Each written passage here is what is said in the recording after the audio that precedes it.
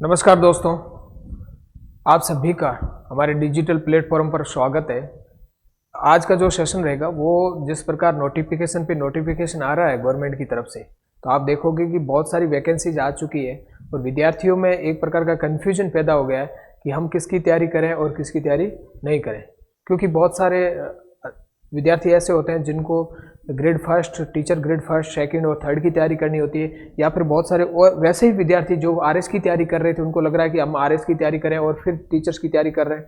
उसके साथ अन्य जो वैकेंसीज भी आ चुकी है या फिर सीईटी के बाद जो वैकेंसी आ रही है, पटवार वीडियो की आने की जो संभावना बन रही है, इन सभी को देखते हुए बहुत सारा कन्फ्यूजन पैदा हो गया है कि हम किसकी तैयारी करें अभी। तो मेरे हिसाब से इसमें आपको एक कैटेगरी बांट लेनी चाहिए कि फॉर एग्जांपल आप आरएस की तैयारी कर रहे हो पहले से, ठीक है, आपको लग रहा है कि मैं आरएस की तैयारी कर रहा हूँ, और कुछ विद्यार्थी ऐसे हुए हैं जिनको अध्यापक की तैयारी कर रहे हैं, टीचर्स की तैयारी कर रहे हैं, और अध्यापक में भी अलग अलग ग्रेड की तैयारी कर रहे हैं, या फिर आप ग्रेड फर्स्ट की तैयारी कर रहे हो, ग्रेड सेकेंड की और ग्रेड थर्ड की तैयारी कर रहे हो, ठीक है।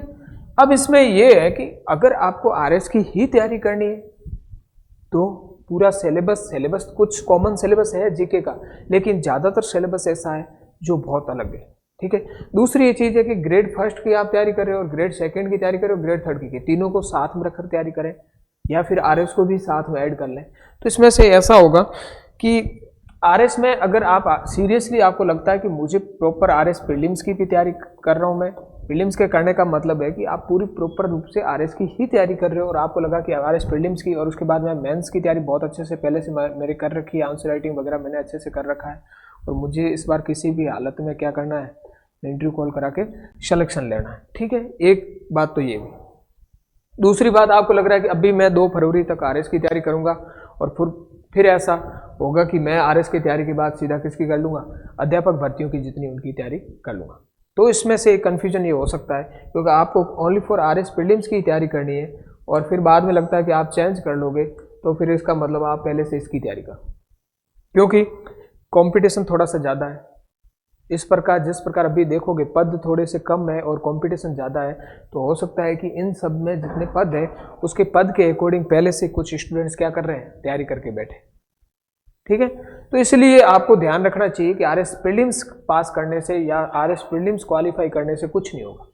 उसके लिए आपको क्या करना पड़ेगा, उसके लिए बेहतरीन तरीके से मेंस की तैयारी करनी पड़ेगी, क्योंकि मेंस के नंबर ही कहाँ ऐड होते हैं, फाइनल सिलेक्शन में या फिर आपका इंटरव्यू कॉल करवाएंगे, ठीक है। तो मेंस की तैयारी जब अच्छे से करोगे, उसके सब्जेक्ट जब अच्छे से पढ़ोगे, तभी तो सिलेक्शन होगा। खाली आरएस प्रीलिम्स पास करके टैग लगाने से कुछ नहीं होगा। अब बात है कि मुझे अध्यापक में कौन सी वैकेंसी की तैयारी करनी चाहिए। इसमें से भी ये है कि आप तीनों पोर्शन में अगर देखोगे कि आपका सब्जेक्ट कौन सा है, अगर ग्रेड फर्स्ट में आपका सब्जेक्ट हिस्ट्री है, पॉलिटिकल साइंस है, ज्योग्राफी है, अगर ऐसे सब्जेक्ट है तो ध्यान रखना कि मुझे क्या बेनिफिट इसमें मिल सकता है। अगर ये बेनिफिशरीज नहीं रहता है तो आप सिर्फ एक ही ग्रेड की तैयारी करना, चाहे वो ग्रेड सेकंड की तैयारी करो चाहे ग्रेड फर्स्ट की, या फिर आपको लगता है मेरे सब्जेक्ट जो लिटरेचर वाले वो सब्जेक्ट है, तो हो सकता है कि आपके जो सिलेबस है वो तीनों में कॉमन सिलेबस हो, इसलिए आप तैयारी तीनों को एक साथ रहने दे सकते हो। जो कॉमन पोर्शन है उसको पहले से एक साथ तैयार करो और फिर जिसका एग्जाम सबसे पहले उसको प्रायोरिटी में पहले रखो, ठीक है। ये बात ये हुई। और नहीं तो फिर आप सिर्फ आरएस की तैयारी कर रहे हो, आपको फाइनल सिलेक्शन लेना, आपने ठान लिया है कि मुझे आरएस ही बनना है, मुझे इसी में सिलेक्शन लेना है, तो फिर उसकी ही तैयारी करो पर्टिकुलर। क्योंकि कभी कभी ये होता है कि 2 नावों पर पैर रखने से कभी 2 नावें पलट सकती है। मल्टीटास्किंग अच्छी चीज है, लेकिन इस प्रकार के कंपटीशन में आपको पहले अपना एक क्राइटेरिया देखना चाहिए कि मैं इसमें अगर मजबूत हूं तो मुझे पहले इसका कंप्लीट कर लेना चाहिए। आई बात समझ। तो एक बात तो ये होगी कि आपको किसकी तैयारी करनी, किसको नहीं तैयारी करनी। दूसरा ये होता था कि जिसने सीईटी का एग्जाम दे रखा हो, ठीक है, अब सीईटी जिनका क्वालिफाई हो रहा है और उनको लग रहा है कि मैं आरएस की तैयारी भी कर रहा हूं साथ में। अब इसमें से सीईटी और आरएस में ये है कि कुछ सब्जेक्ट कॉमन है, जितने भी जीएस या जनरल स्टडी या जीके के जो सब्जेक्ट है वो कॉमन है, कॉमन मतलब ज्यादातर सब कॉमन है। और दूसरा ये कि एग्जाम अगर कौन सी बॉडी करा रही है, अगर आरपीसी करा रही है तो आरपीसी कोई भी एग्जाम करा रही है, ठीक है, या फिर अधीनस्थ बोर्ड करा रहा है, उनमें से आप एक चीज देखना कि एक चीज कॉमन मिलेगी कि जीके के जो क्वेश्चंस आ रहे हैं, आप पीवीआईक्यू चेक करोगे, previous year question paper check करो, उसके बाद आपको पता चलेगा कि जहाँ से क्वेश्चंस आ रहे हैं, कहाँ से किस टॉपिक से कॉमन क्वेश्चंस आ रहे हैं। आपको लगेगा कि ज़्यादातर सब्जेक्ट जो क्वेश्चंस आ रहे हैं, चाहे वीडियो में आ रहे हो, पटवार में आ रहे हो, चाहे अदर वैकेंसी में आ रहे हो, और आरएस प्रीलिम्स में आ रहे हो, ठीक है, इनमें आपको बहुत सारे क्वेश्चंस कॉमन देखने को मिलेंगे। कॉमन क्वेश्चंस देखने का मतलब एक ही क्वेश्चंस को बार बार रिपीट नहीं हो तो, लेकिन किसी टॉपिक से क्वेश्चंस रिपीट होते देखेंगे कि इसी टॉपिक से अगर क्वेश्चन से इसने पूछा है तो दोबारा उसी टॉपिक से कुछ और क्वेश्चन आरएस प्रीलिम से पूछ लिया।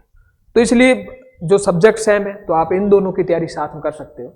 चाहे इसके साथ साथ आप पीएसआई पुलिस सब इंस्पेक्टर की तैयारी करो तो भी सेम है। आपको हिंदी का पेपर सब में हिंदी पढ़नी पड़ती है, तो इसमें अलग से हिंदी थोड़ा ज़्यादा पढ़ लेना, तो तीनों का कॉमन तैयारी हो सकती है।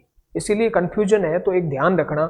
हालांकि बहुत सारे बच्चों को ये कन्फ्यूजन पहले से दूर हो जाता है, उनको लगता है कि मैं आरएस प्रीलिम्स की मतलब आरएस की पूरी प्रॉपर तैयारी कर रहा हूँ और साथ में अगर वीडियो, पटवार और सब इंस्पेक्टर की वैकेंसी आ जाती है तो मैं इनमें महारत हासिल है और इसी में सिलेक्शन ले लूँगा। तो ऐसे स्टूडेंट्स लेते हैं सिलेक्शन।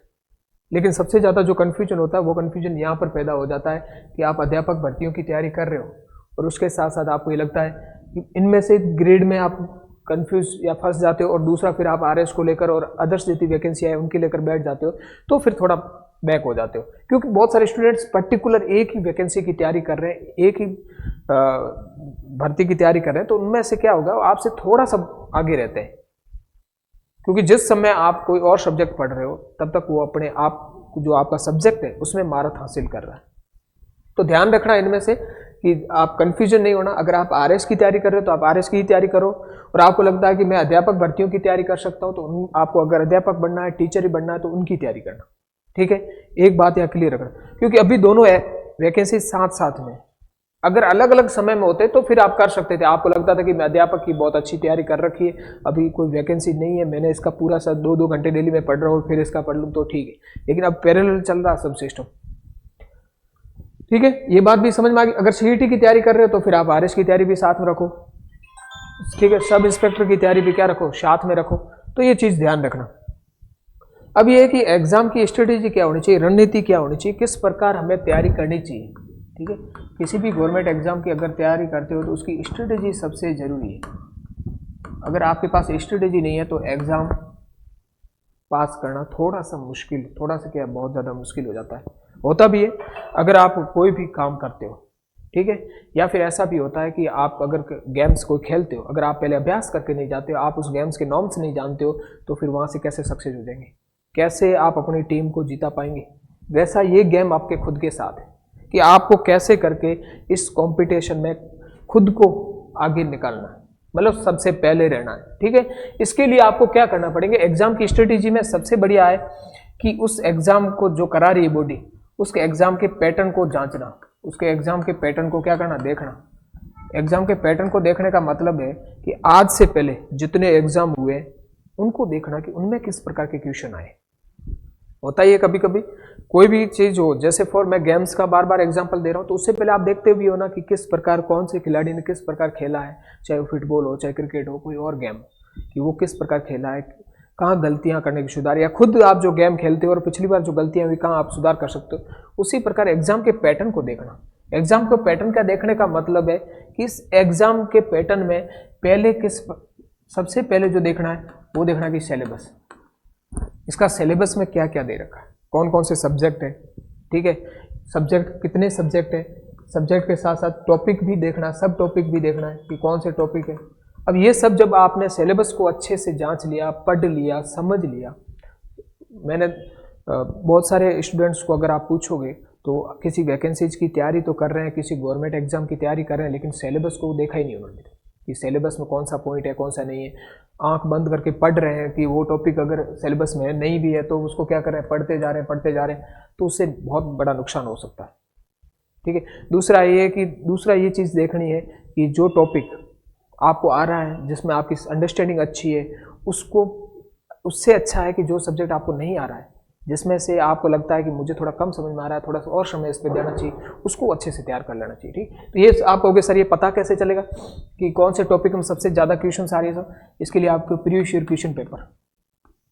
क्वेश्चन पेपर उठा के देखो, जितने भी उससे पहले जितने एग्जाम हुए उनमें से किस प्रकार के प्रश्न पूछे गए, वहाँ से आपको पता चलेगा कि जो एग्जाम करा रही बॉडी है वो किस प्रकार के क्वेश्चंस पूछ रही है, कि उसका इस टॉपिक से इससे पहले कितने क्वेश्चंस पूछे हैं, ठीक है, उन क्वेश्चन पूछने का पैटर्न कैसा है, मिलान वाले क्वेश्चन ज़्यादा पूछ रही है या फिर हो सकता है डायरेक्टली क्वेश्चन ऑप्शन दे के डायरेक्ट पूछ रहे हैं, तो इस प्रकार एलिमिनेशन वाले क्वेश्चन कितने पूछ रहे हैं। तो ये सब चीज़ें आप पहले से कहाँ से देखोगे, पीवाईक्यू अच्छे से तैयार कर लो। अब पीवाईक्यू जरूर थोड़ी है, आप फॉर एग्जांपल आप कह रहे हो सर मैं तो आरएस प्रीलिम्स की तैयारी कर रहा हूँ, सिर्फ प्रीलिम्स के पीवाईक्यू देखोगे, जब से पैटर्न चेंज हुआ 2013 से उसके बाद के पीवाईक्यू देखूंगा, नहीं। इसमें ये करो कि आप जितने भी, जैसे ये आरपीसी एग्जाम कराती है, कौन सी बॉडी एग्जाम कराती है, राजस्थान आरपीसी कराती है, राजस्थान पब्लिक सर्विस कमीशन कराता है। इस जो ये जितने एग्जामों का आयोजन करवाती है, जैसे आरएस का एग्जाम हो गया, ठीक है, आरएस के साथ साथ पुलिस सब इंस्पेक्टर का हो गया, ठीक है, टीचर के ग्रेड फर्स्ट सेकंड एग्जाम हो गए, अदर जितने भी एग्जाम हो रहे हैं, ठीक है, उन सभी को आप देखो कि उनमें जो जीके का पोर्शन है, जिसमें आपका कॉमन पोर्शन है जीके जीएस का, वहां से क्वेश्चन किस प्रकार पूछ रहे हैं। तो आप अगर पीआईक्यू देखोगे तो आपको पता चलेगा। फॉर एग्जांपल आप हिस्ट्री उठा लो, ठीक है, हिस्ट्री उठा लो, उसमें से एक क्वेश्चन पूछा असहयोग आंदोलन के बारे में, हो सकता है उसमें पूछा कि असहयोग आंदोलन की शुरुआत कब हुई, ठीक है। दूसरा एक क्वेश्चन उसी ऑप्शन में से उठा के आपको दूसरी वैकेंसीज में या एग्जाम में पूछ लिया कि असहयोग आंदोलन कौन कौन नेता थे, ठीक है, ये भी पूछ सकते हैं, कुछ और भी पूछ सकते हैं। तो इस प्रकार ध्यान रखना कि आरपीसी के एक फिक्स पैटर्न पे चलती है, उसी पैटर्न को आपको भी फॉलो करना। उसके लिए आपको पीआईक्यू अंडरस्टैंडिंग अच्छी होनी चाहिए, सिलेबस को बहुत अच्छे से पढ़ना, सिलेबस तो आपके मुख्य जुबान याद होना चाहिए। आपको कभी भी नींद में उठा के कोई पूछ ले कि किसकी तैयारी कर रहे हो, कि मैं आरएस की तैयारी कर रहा हूँ, किसकी तैयारी कर रहे हो, कि मैं इसकी ग्रेड फर्स्ट की तैयारी कर रहा हूँ, तो किसका पूरा सिलेबस बता। तो आप सिलेबस अगर आपको पूछे तो आप पॉइंट बाय पॉइंट कि इसमें ये टॉपिक है, इसमें ये टॉपिक दे रखा है, इसमें ये सिलेबस याद होना चाहिए, ठीक है। इसमें सीधी सी बात है कि किसी गेम में बने रहने के लिए उस गेम्स के बारे में अगर पूरा पता है तो आधा गेम्स आप वैसे ही जीत लेते हैं, आपका मोरल अप रहता है। दूसरा, आपको पीवाईक्यू याद होना चाहिए। याद होने का मतलब रट्टा लगाने का नहीं, लेकिन एक अंडरस्टैंडिंग होनी चाहिए। मैं ये टॉपिक पढ़ रहा हूँ, इसमें से पहले ऐसे ऐसे क्वेश्चन पूछ चुके हैं, अब आगे क्या संभावना बन सकती है, और खुद से थोड़ा एफर्ट लगाना कि आगे इस प्रकार संभावना बन सकती है और नए क्वेश्चन बन सकते हैं, ठीक है। तो ये एग्जाम की स्ट्रेटेजी। उसके बाद क्या करना, उसके बाद देखना कि मटेरियल कौन सा ऑथेंटिक चल रहा है। मटेरियल कैसे ऑथेंटिक मानोगे, मैंने कहा था एक तो आपको बुक्स पढ़नी है, ठीक है, बुक्स। दूसरा ये है कि जितनी राजस्थान बोर्ड की बुक्स है वो, और उसके साथ साथ कुछ एनसीईआरटी जो आपका किसी सब्जेक्ट में अंडरस्टैंडिंग कम है वो बुक्स। दूसरा, जितनी ऑथेंटिक बुक्स चलती है, या फिर ऐसा कह सकते हैं आप जिस एग्जाम की तैयारी कर रहे हो, आजकल यूट्यूब वगैरह सब चीज़ें जहाँ भी देखोगे नॉलेज में भरा पड़ा है, ठीक, गाइडेंस देने वाले बहुत सारे लोग बैठे हैं, या फिर ऐसे कोई आपके कॉन्टैक्ट में जिनका पहले सिलेक्शन हो चुका है, जिनमें बहुत अच्छी रैंक के साथ सिलेक्शन लिया, उनसे पूछो, या किसी कोचिंग इंस्टीट्यूट ज्वाइन कर रखा है, उन कोचिंग इंस्टीट्यूट वालों से पूछो कि सर इसमें से मैं कौन सी बुक्स पढ़ सकता हूँ इस एग्जाम के लिए, ठीक है, जिसमें से आपको बहुत अच्छे से अंडरस्टैंडिंग हो जाए। और ऐसे बहुत सारी अलग अलग सब्जेक्ट के लिए अलग अलग बुक्स हो सकती है। एक हम बुक्स को लेकर एक अलग से पूरा वीडियोज लेके आएंगे, उसको आप देखना पूरा, ठीक है। दूसरा, इन बुक्स को पढ़ने के बाद एक बार दो बार रीडिंग होने के बाद खुद के नोट्स बना दो इसे। ओके, आपको कैसे पता चलेगा कि सर मुझे कैसे पता चलेगा कि नोट्स कौन से बनाने हैं कौन से नहीं बनाने। तो मैंने पहले भी कहा था, एक तो आपको पास में क्या रखना है, सिलेबस रखना, ठीक है, सिलेबस के साथ क्या रखना, प्रीवियस क्वेश्चन पेपर। इससे आपको पता चल जाएगा कि मुझे नोट्स किस प्रकार बनाने, मुझे किस रास्ते पे जाना है। पता किससे चलेगा, इसी से चलेगा कि सिलेबस और पीवाईक्यू जब देखोगे तो अपने आप आपको पता चल जाएगा कि मुझे नोट्स किस प्रकार बनाने हैं, तो आपके एकदम यूजफुल हो जाएंगे, ठीक है। दूसरा ये कि इस नोट्स की जब 2-3 बार रीड कर लोगे इनको, ठीक है, जब इनको 2-3 बार पढ़ लोगे, फिर आपको लगेगा कि इसमें से अगर ये मेरे नोट्स 100 पेज के हैं, कितने पेज के हैं, 100 पेज के नोट्स हैं, अब लगेगा कि इसको मैं कैसे सॉर्ट करूं, ठीक है। तो इसको करने के लिए आप देखना कि 100 पेज में से आपको कौन कौन से टॉपिक याद नहीं रहे, टॉपिक तो छोड़ो, कौन सी लाइनें याद नहीं रह रही है, उस लाइनों को लिख दो एकदम शॉर्ट 20 पेज, बस खत्म हो गया काम।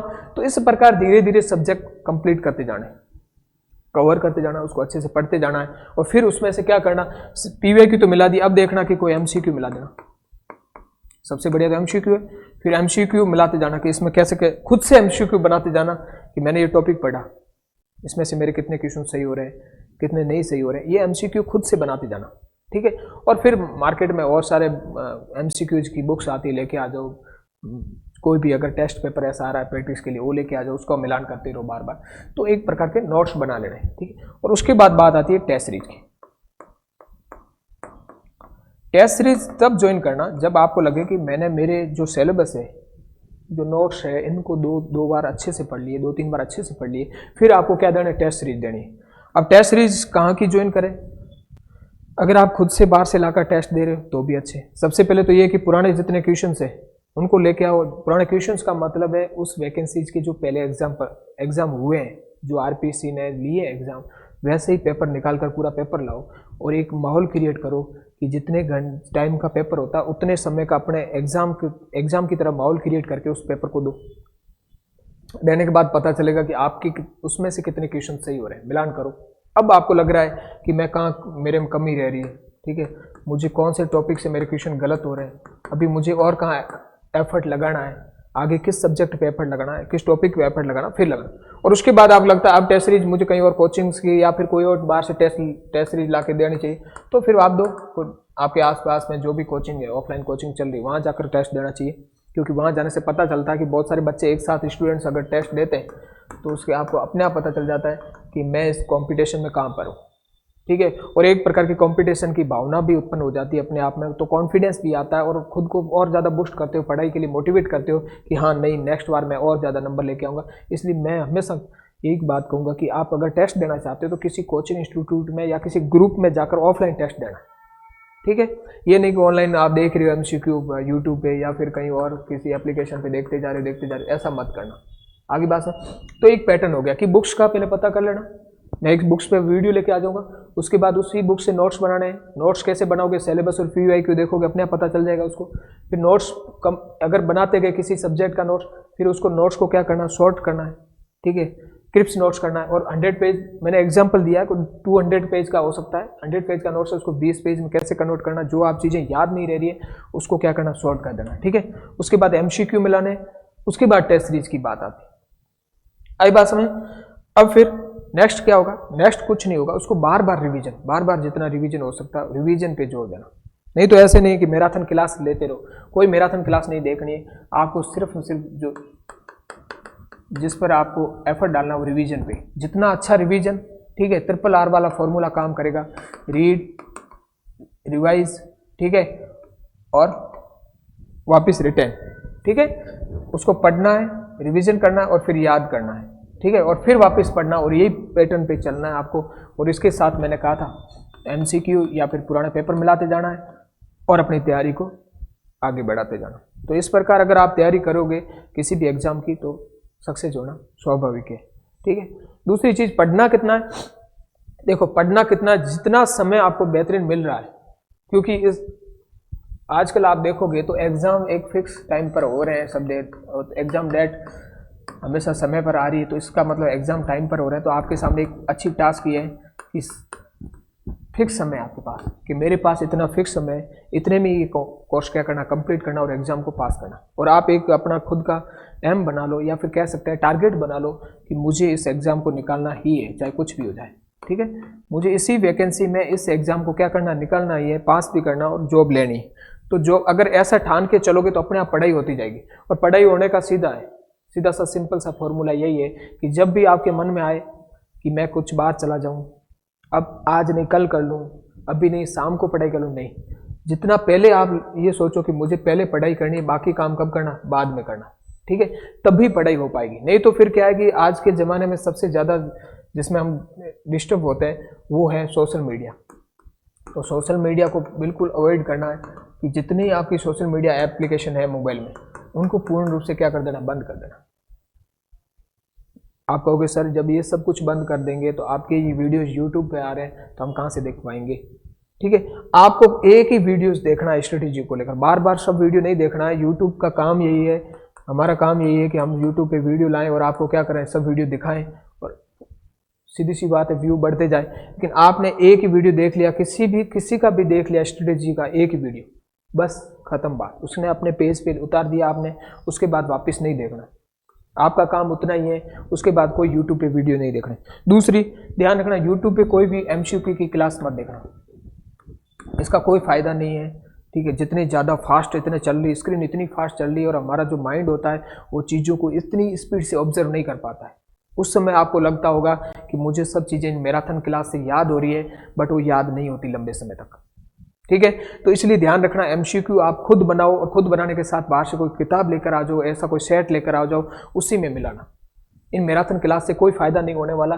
और दूसरा, अपने नोट्स पे भरोसा करना, क्योंकि मैराथन क्लास के साथ आप ऐसे नहीं मान के चलो कि मैं इनके ये जितने भी मैराथन क्लास हो रही है इसी से काम चलाऊंगा, नहीं। नोट्स और दूसरे आपने इस नोट से जितना शॉर्ट्स नोट्स बनाए आपने, उसी पे आप विश्वास करना, ध्यान रखना। दूसरे किसी पे विश्वास मत करना, अपने मटेरियल पे ही विश्वास करना। और आपने मटेरियल बनाया, आपने खुद ने बनाया, और मेरा विश्वास मानो, अगर आपने पीवाईक्यू और सिलेबस को साथ में रखकर इस मटेरियल को बेहतरीन तरीके से बनाया और आपके पीवाईक्यू उसमें सॉल्व हो रहे हैं और दूसरे आप खुद एमसीक्यू बना रहे हो, बेहतरीन एमसीक्यू इसको इसके लेवल के बना रहे हो, तो उससे बढ़िया कोई मटेरियल नहीं है मार्केट में। जितने भी मार्केट में मटेरियल आ रहे हैं ना, एक जैसे हैं, बस उसका नाम चेंज कर कर फिर वापस मार्केट में दे रहे हैं, वो कुछ मतलब नहीं है उनका। ठीक है, आगे बात समझ में। इसलिए एक किताब आपने देख ली, उस किताब को बार बार पढ़ना है, क्योंकि जितना ज़्यादा रिवीजन करोगे वही फायदा रहेगा। एक किताब को बार बार पढ़ने से, बहुत सारी किताबों को बार बार पढ़ने से अच्छा एक किताब को बार बार पढ़ा लें तो अच्छे से याद रहेगी। तो ये एक क्या रहेगी, स्ट्रेटेजी। और फिर मैंने एक बात बता दी थी कि लास्ट में आपको कोई टेस्ट सीरीज ज्वाइन कर लेनी, और आपको लग रहा है कि मुझे इन सबको घर में बैठकर सेल्फ स्टडी नहीं कर रहा है, तो आपने कोई कोचिंग इंस्टीट्यूट ज्वाइन कर रखा है कि आपकी सेल्फ स्टडी नहीं हो रही है और कोई कोचिंग इंस्टीट्यूट ज्वाइन कर रखा है, तो उस कोचिंग इंस्टीट्यूट में जो आपने नोट्स बनाए बस उसी नोट्स पे भरोसा करना। ठीक है, और विश्वास मानना कि वो बेहतरीन नोट्स है, उसको ही बार बार पढ़ना। और दूसरी चीज़ ये, कोचिंग चेंज मत करना। एक ही कोचिंग को ज्वाइन कर दिया तो अब बस वही कोचिंग है, उस कोचिंग पे विश्वास रखना, उस कोचिंग की टेस्ट सीरीज देते रहना, क्योंकि आपने कोचिंग तो ज्वाइन कर ली, अब कोई मतलब नहीं है, अब उसी पर विश्वास रखना।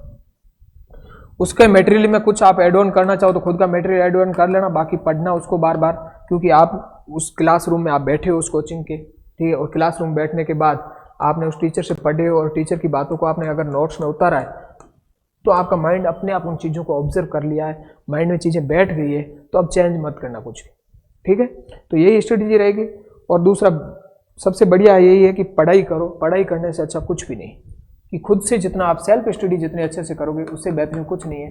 तो बढ़िया ये है कि सेल्फ स्टडी बहुत बेहतरीन तरीके से करो, और दिन में कम से कम 8 घंटे तो पढ़ना ही पढ़ना है, चाहे कुछ भी हो जाए। ठीक है, 8 घंटे सफिशिएंट है। ठीक है, आपको लग रहा है कि इससे कम पढ़ लूँ या मैं ज़्यादा और 14 घंटे पढ़ लूँ, उससे कोई फ़ायदा नहीं होना है, क्योंकि जितना हम माइंड में चीज़ें ऑब्जर्व कर पाएंगे, अभी एग्जाम में अगर टाइम है थोड़ा बहुत 8 घंटे पढ़ना, और जब एग्जाम नज़दीक आ जाता है तो आप उस टाइम को बढ़ाकर 12 घंटे कर सकते हो। बढ़िया पढ़ो, और पढ़ने के साथ बहुत अच्छी डाइट लो, योगा करो। ठीक है, खुद की लाइफ को थोड़ा बैलेंस रखो, शेड्यूल को अच्छा रखो, पढ़ने की एक फिक्स जगह रखो, चाहे आप लाइब्रेरी में पढ़ रहे हो तो लाइब्रेरी में जाकर बैठ के पढ़ो। ठीक है, घर पे बैठ के पढ़ रहे हो तो घर पे बैठ कर पढ़ो। तो एक फिक्स टेबल लगा लो कि मुझे यहीं पढ़ना, तो वहीं पढ़ोगे, जगह बार बार चेंज मत करो। क्योंकि बहुत सारे स्टूडेंट्स के साथ अभी दिक्कत ये आ रही है कि वो सुबह उठते हैं, उठने के बाद उनके मन में एक ही रहता है, जैसे ही मॉर्निंग में उठते हैं उसके बाद उनको लगता है कि अब तो मैं लाइब्रेरी जाकर पढ़ूंगा, घर पे तो क्या पढ़ना है। उस लाइब्रेरी जाकर पढ़ने के कारण उस बहुत सारा समय 2 से 3 घंटे वो इस सोचने में लगा देते हैं कि थोड़ा सा नाश्ता कर लेता हूँ, ब्रेकफास्ट करने के बाद थोड़ी चाय पी लेता हूँ, फिर अरे ठीक है नहा के फिर जाऊँगा, थोड़ा समय और निकलता अब के दिन का खाना खा के फिर चला जाऊँ, फिर लगता है कि नींद छोटी सी एक नींद ले लूँ फिर चला जाऊँ। ऐसे करते करते पूरा दिन निकल जाता है, और फिर उसको लगता नहीं कल तो पक्का मैं लाइब्रेरी जाकर बैठ जाऊँगा। ठीक है, ऐसे करते आपके दिन क्या हो जाता है,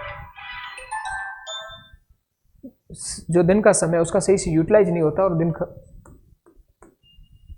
एग्जाम जैसे पास आते रहे टाइम वैसे चला जाता रहा।